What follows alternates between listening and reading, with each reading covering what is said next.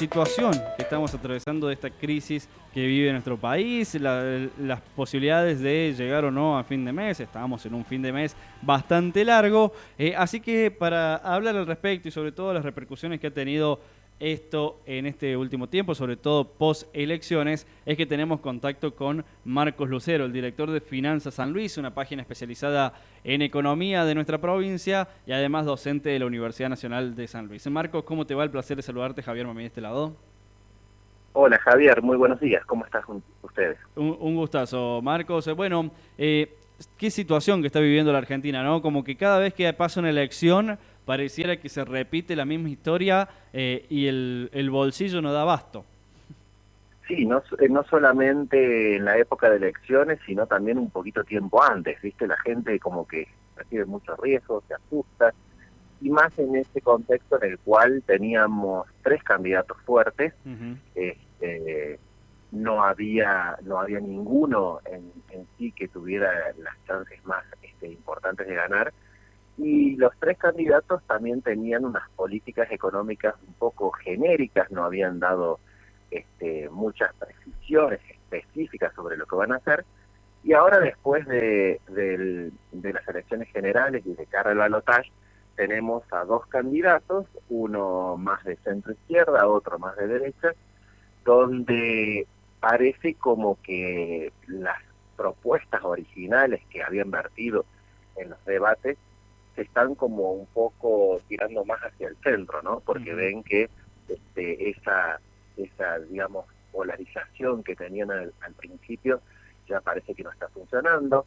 Con Milei, por ejemplo, lo que está sucediendo es que ya se ve cada vez más difícil poder lograr una dolarización si es que llega el gobierno, porque sobre todo no va a tener mayorías en las cámaras, Claro. en Cámara de Senadores y en Cámara de Diputados, sobre todo luego de esta factura que se ha producido en Juntos por el Cambio, que la mitad lo apoya y la mitad no lo apoya.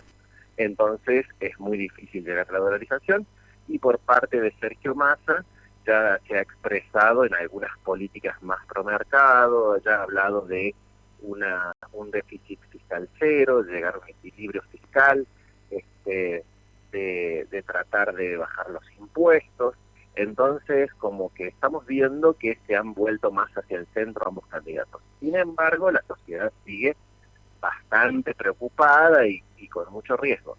Fíjate vos, esta semana el INDEC dio a conocer los datos de consumo en supermercados, Sí. en autoservicios mayoristas y en shoppings del mes de septiembre, en algunos casos, y en el mes de agosto en otros. Y fíjate que ya ahí se produce un quiebre de una tendencia a la baja que venía reduciéndose el consumo. En junio casi un 1%, en julio cayó el 2,5% en supermercados, y ya en agosto subió el 5,2%.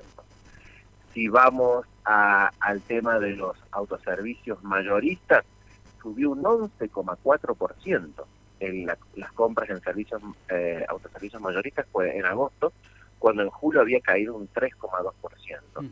Y vamos ya específicamente a los medios de pago. Por ejemplo, en supermercados está creciendo mucho la compra con tarjetas de crédito, ¿sí? Es el medio más utilizado para comprar en los supermercados, ¿sí?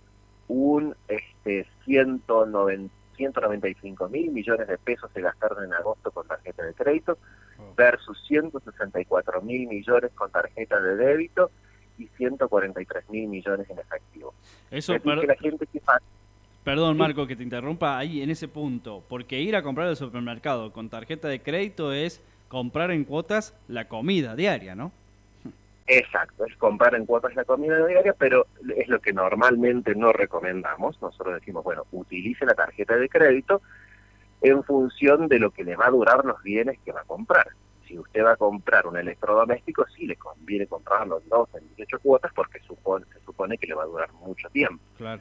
Si va a comprar unas vacaciones y si sale una vez al año de vacaciones, le conviene en 12 cuotas. Ahora, si ya sale en invierno y en verano, tendría que gastarlo en 6 cuotas, para que cuando vengan las próximas vacaciones no tenga que seguir pagando las anteriores.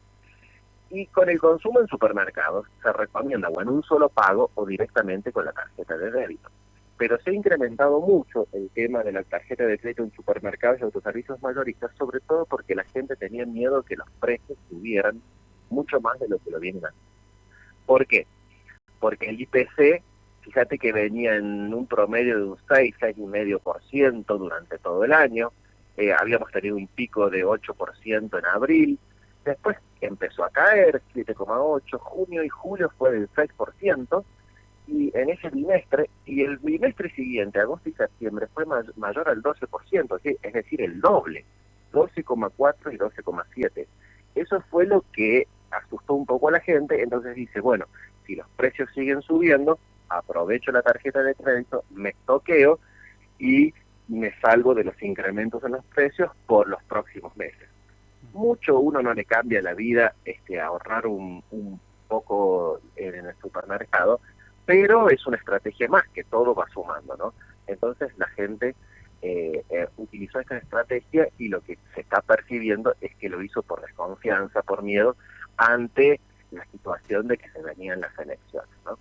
Y como te decía, con un ambiente económico futuro bastante incierto, bastante desfavorable, porque ya se está hablando de tasas de inflación para el mes de octubre de alrededor del 14%, estamos ya teniendo desabastecimiento, por ejemplo, en combustibles. Aquí en San Luis todavía no se ve mucho, si bien hay largas colas en las estaciones de servicio, pero ya en la ciudad de Buenos Aires, por ejemplo, ya hay problemas de que la gente va de una estación de servicio a otra y no consigue combustible. No consigue combustible.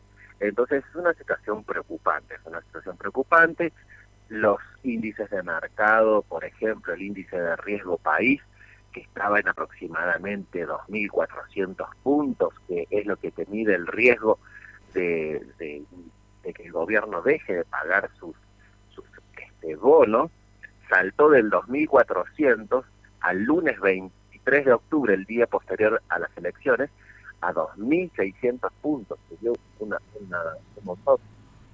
Luego bajó el miércoles a 2.475, pero ya cerró el viernes a 2.560. Es decir, no solamente las personas, las familias comunes como nosotros que tenemos un poco de información sobre la economía, sino también aquellos que especializan en el análisis económico y que ponen dinero, que arriesgan dinero en los mercados financieros, están mostrando un cierto escepticismo, un cierto riesgo y un cierto miedo respecto al panorama futuro. Tenemos que ver cómo se define esto el 19 de noviembre, claro, y cuáles van a ser políticas del próximo presidente a partir de diciembre, ¿no? Marcos, ¿crees que los mercados, porque uno esperaba que el 23 de octubre, el día siguiente de las elecciones, pudiera haber una repercusión como la que hubo el 14 de agosto, ¿no? Post primarias abiertas, simultáneas y obligatorias, que hubo una devaluación del 22% en la moneda nacional. Eso, bueno, ¿el mercado especuló hasta el 19 de noviembre ahora? ¿Especula? Y también está especulando, porque lo mismo que dijiste vos que pasó en las primarias, lo mismo sucedió luego del 22 de octubre. Fíjate que los días anteriores, el viernes anterior al 22, el viernes 20, el dólar cerró a 900 pesos y el lunes cerró en 1.100 pesos. Fue muy alto, después bajó durante la semana y ahora volvió a escalar un poquito, llegó hasta los 980 pesos y cerró el viernes ayer en 990 pesos. Cuando por ahí también en la plaza del interior, aquí en San Luis, se está vendiendo a 1.000, a 1.100 pesos, es decir, que lo mismo que sucedió en Las PASO, que también sucedieron en Las PASO cuando fue elegido Alberto Fernández, también los mercados reaccionaron fuertemente, ¿no? Reaccionaron fuertemente a la baja las acciones, a la sube el riesgo, a la sube el dólar, lo que te muestra una cierta incertidumbre, sobre todo porque no se sabe cuáles van a ser realmente las políticas económicas que se van a establecer, claro, si eso va a beneficiar o no va a beneficiar a la economía, ¿no? Hablabas recién, Marcos, de cifras, ¿no? Esta semana también se dio a conocer que los salarios tuvieron un crecimiento en agosto sobre todo, pero siguen por debajo de la inflación. O sea, la pérdida de poder adquisitivo de las personas continúa incesante desde hace un tiempo ya, ¿no? Sí, si bien en agosto tuvimos un índice de inflación del 12,4, como te decía, fue el primer mes que se duplicó respecto a los meses anteriores, Sí. y si vemos, los índices de salario crecieron solo el 7,6%, es decir, no llegaron a cubrir la inflación. Y ahí se produjo además algo bastante particular, porque en los meses previos los salarios venían creciendo fuertemente, sobre todo del sector público, y del sector privado registrado. Cuando el sector privado no registrado, es decir, las personas que trabajan en el sector privado, pero de manera informal, por ejemplo, que hacen changas, que no están inscritos, o que no están formalmente contratados por sus empleadores, los incrementos venían siendo del 2, del 3% mensual, cuando la inflación era del 6%. Bueno, ahora en el mes de agosto, cuando la inflación fue del 12,4, los salarios del sector público subieron solamente el 6%, es decir, menos de la mitad. El sector privado registrado, los que están formalmente blanqueados, el 8,3%, y una buena noticia para el sector informal de que subió 8,5%. Sin embargo, ninguno de estos índices de crecimiento de los salarios fue superior a la inflación, ni siquiera por cerca, ¿no? Ujú. Entonces, tenemos en cuenta 12,4 en agosto, 12,7 en septiembre y alrededor de 14 que se espera para el mes de octubre. Estamos viendo una pérdida del poder adquisitivo de las personas que eh, impacta en su economía. Y con el dólar, por ejemplo, todavía, digamos, tuvimos ese salto el día 23 de octubre, que pasó de 900 a 1.100 pesos, y después se fue aplanando, porque fíjate que estamos en los últimos días del mes. ¿Qué va a pasar ahora la semana que viene cuando ya todos empiecen a cobrar sus salarios? Claro.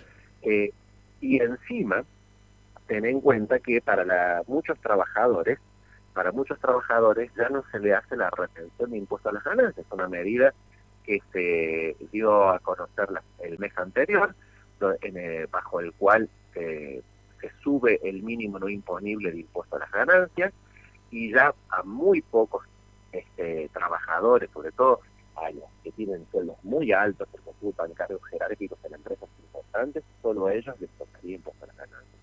Entonces, más o menos 2 millones de trabajadores dejarían de pagar impuestos a las ganancias, tendrían un incremento nominal en sus salarios de aproximadamente un 15, un 20%, y eso tenemos que ver a dónde se va a trasladar. Se va a Claro. trasladar a precios porque la gente va a salir a comprar, o se va a trasladar al dólar porque la gente va a salir a ahorrar y a comprar el dólar blue. Entonces, eso también puede llevar a la alza a los índices de inflación para los próximos meses. Marcos, hablabas del beneficio este que se impuso por ley también, ¿no? Del impuesto a las ganancias. Vos no sos analista político, sos analista económico, pero ¿crees que esa medida de Sergio Massa, la devolución del IVA, que también fue una política fuerte durante esta última semana, ayudaron esas medidas económicas a esta victoria que consiguió Massa la semana pasada? ¿Que la Yo gente creo que sí. vea plata en el bolsillo? Exacto, le llaman el plan platita, y Sí. algunos estiman que aproximadamente esto significó unas erogaciones para el Estado del 1% del Producto Bruto Interno, que incluye rebajas de impuestos, como dijiste vos, IVA y ganancias. También hubo un bono de 60.000 pesos que se ofreció a los trabajadores.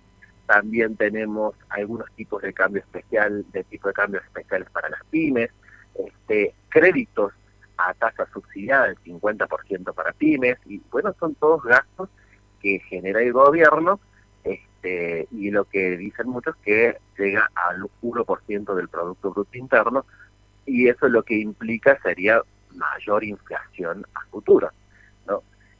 Pero en el muy corto plazo implicó una suba del salario de los ciudadanos de nuestro país, y eso me parece que ha influido un poco en la decisión sobre los resultados que vimos el domingo de la semana pasada, ¿no? Marcos, muchísimas gracias. Vamos a estar en contacto nuevamente porque, bueno, quedará a ver qué se puede hacer de aquí en adelante, ¿no? Si cambia algo, porque uno lo que piensa es que sea el presidente que sea y sea quien sea que cambie, parece poco trabajar 4 años, ¿no? Y en un sistema tan electoral que tenemos nosotros, que cada año y medio tenés que estar pensando en las elecciones, ¿no? Sí, sí, y como te digo, gane quien gane, no va a ser una situación fácil para ninguno de ellos. La economía está bastante débil, bastante complicada. Si bien ahora también se publicó el estimador mensual de la actividad económica, subió solamente un 1,3% respecto entre julio y agosto, y solo el 0,3% respecto al año anterior. Entonces la actividad económica también viene complicada. Eso implica menos contratación de trabajadores, eso implica menos productos en los mercados, eso implica menor actividad económica, que perjudica a la economía en general. Y en un contexto internacional también bastante complicado, porque tenemos todo el tema de las guerras con Ucrania y Rusia, las guerras ahí en Medio Oriente también, que complican a nivel internacional. Y, por ejemplo, también tenemos los datos de que hay como una especie de recalentamiento de la economía de Estados Unidos en el primer trimestre, y eso te da la pauta de que podría llegar en la Reserva Federal a subir nuevamente las tasas de interés, y es un problema para todos los países emergentes, porque las inversiones dejan de venir en nuestro país y se van a esos lugares más seguros que ahora le van a ofrecer una rentabilidad más alta. Entonces el contexto nacional está complicado, el contexto internacional no ayuda tampoco, entonces se vienen meses complicados. La estrategia para las familias, las estrategias que están generando las familias es tratar de cubrirse, ¿sí? Realizar inversiones de cobertura o compras de cobertura. La gente se está desprendiendo de los pesos, porque si tenemos un índice de inflación del 14%, es como una caída en el salario real, ¿no? Eso es lo que se está viendo, y lo que más o menos se espera para la semana que viene, cuando empiecen a cobrar los trabajadores en relación de dependencia, la semana que viene y la siguiente, porque va a haber más dinero en la calle. Y la pregunta que todo el mundo se hace va a ser, ¿se van a ir esos fondos a comprar más bienes y servicios? ¿Se van a ir a comprar electrodomésticos? ¿Se van a comprar más en el supermercado, en el autoservicio mayorista? ¿O se van a comprar vacaciones? Por ejemplo, se van a comprar vacaciones porque ya se viene la época veraniega, o se va a ir al dólar. Esa es la gran expectativa que tienen todos, a dónde se van esos fondos y qué efecto puede tener sobre la economía en general, ¿no? Siempre clarísimo, Marcos. Muchísimas gracias. Que tengas buen sábado. Un gran abrazo, Javier. Buen fin de semana para vos, para todo el equipo de ahí de la radio y a todos los oyentes que nos están escuchando en este momento. Muchas gracias. La palabra